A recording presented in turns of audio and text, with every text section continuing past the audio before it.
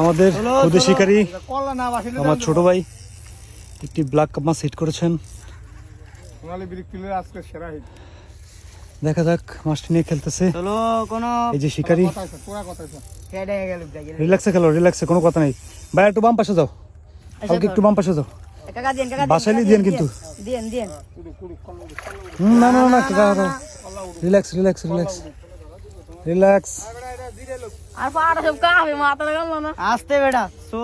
রিল্যাক্সে খেল, কোনো কথা নাই। হজম যাবে না, বসি সোজা রাখ, ডিল দিস না।